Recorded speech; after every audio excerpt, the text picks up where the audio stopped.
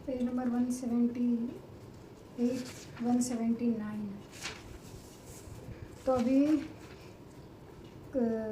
राम जी के पास गए थे। रामचंद्र जी ने कहा कि क्रोधावश हनुमान जी क्रोध में थे तो उनको लाल दिखे थे फूल, नहीं तो फूल सफ़ेद ही थे। इसका मतलब है जिसकी दृष्टि जैसी होगी उसे वैसी ही सृष्टि दिखाई देगी।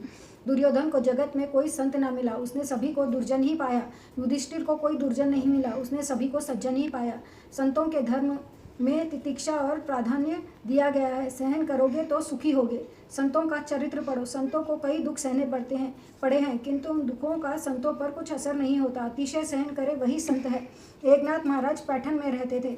गोदावरी नदी की ओर आने वाले मार्ग पर एक पठान रहता था। एकनाथ महाराज उसी रास्ते से स्नान करने के लिए जाते थे। वह पठान महाराज को बहुत सताता था किंतु महाराज सभी कुछ सहते रहते थे। एक दिन उस पठान ने सोचा कि यह ब्राह्मण को क्रोधित नहीं होता है तो आज मैं उसे क्रोधित करके ही रहूंगा। महाराज स्नान करके वापस आ रहे थे तो उस पठान ने महाराज पर थूका। महाराज दूसरी बार स्नान करने गए, फिर उस पठान ने महाराज पर थूका। कई बार ऐसा होता रहा किंतु महाराज क्रोधित नहीं हुए। गोदावरी से वे कहने लगे कि तेरी कृपा है कि तू मुझे स्नान करने के लिए बार बार बुला रही है। वह पठान चाहे दुर्जनता करता रहे, मैं अपनी सज्जनता नहीं छोड़ना चाहता। पठान ने 108 बार महाराज पर थूका और उतने ही बार महाराज ने गोदावरी स्नान किया। अंत में वह पठान लज्जित हुआ। उसने महाराज के पांव छुए और क्षमा मांगी। उसने कहा, महाराज आप संत है, ईश्वर है, मैं आपको पहचान न सका। महाराज ने उत्तर दिया कि क्षमा का कोई सवाल नहीं है। तुम्हारे कारण तो आज मुझे 108 बार गोदावरी स्नान का पुण्य मिला है। शांति उसी की बनी रहती है जो अंदर से ईश्वर के साथ संबंध में रहे। जो ईश्वर से दूर है उसे शांति कहाँ से मिलेगी। कपिल जी कहते हैं कि माता जो बहुत सहन करता है वही संत बन सकता है। अतिशय विपत्ति में भी जो ईश्वर का अनुग्रह समझे वही महान वैष्णव है। दुष्ट लोग किसी को भी अच्छा नहीं देख सकते। दुष्टों ने तुकाराम को गधे पर बिठाया तो तुकाराम की पत्नी को दुख हुआ किंतु तुकाराम तो उससे बोले कि मेरे विठलनाथ जी ने मेरे लिए जो गरुड़ भेजा है उसी पर बैठा हूँ मैं तो। सभी ने गधा देखा किंतु तुकाराम जी की पत्नी ने गरुड़ देखा। जगत में सब कुछ सहते रहो। जगत में अंधकार का अस्तित्व है, अतः प्रकाश का मूल्य है।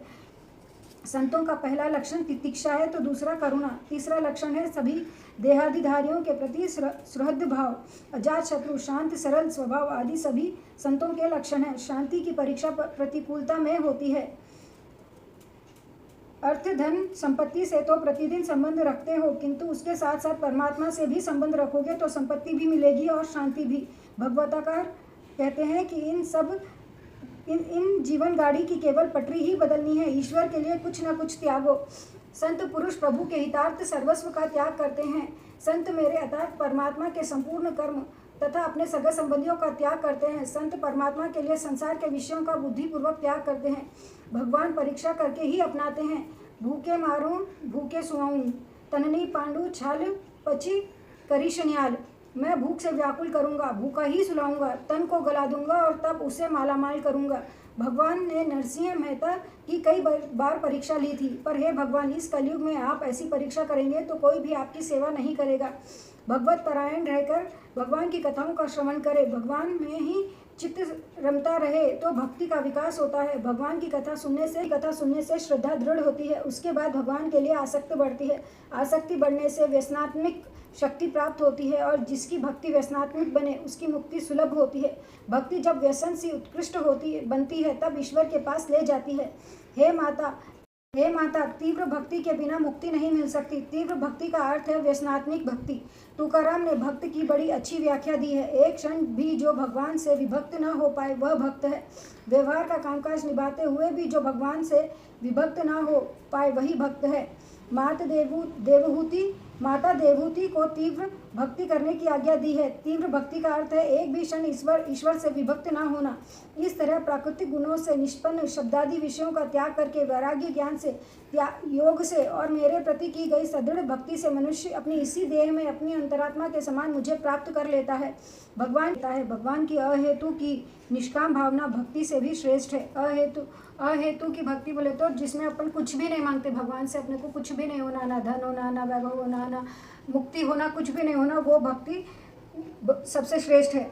कपिल भगवान माता देवहूति से कहते हैं कि यह सब जो दृश्यमान है वह सब सत्य नहीं है। स्वप्न असत्य होते हुए भी सुख दुख देता है। जिस प्रकार स्वप्न देखने वाले को अपना मस्तक बिना कटे भी उसे कट जाने की भ्रांति होती है और वह रोने लगता है, उसी प्रकार अविद्या के कारण जीवात्मा को सब भ्रांति होती है।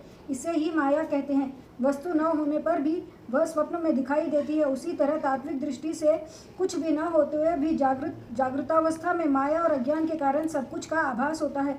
कपिल आगे कहते हैं, माता, जगत स्वप्न जैसा है। यह सिद्धांत भागवत में बार बार इसलिए कहा गया है कि जिससे जगत के पदार्थ के लिए मोह ना जागे, संसार के विषयों के प्रति पूर्णतः वैराग्य हो जाए। इसीलिए कहा गया है, पेज नंबर 178 179 से।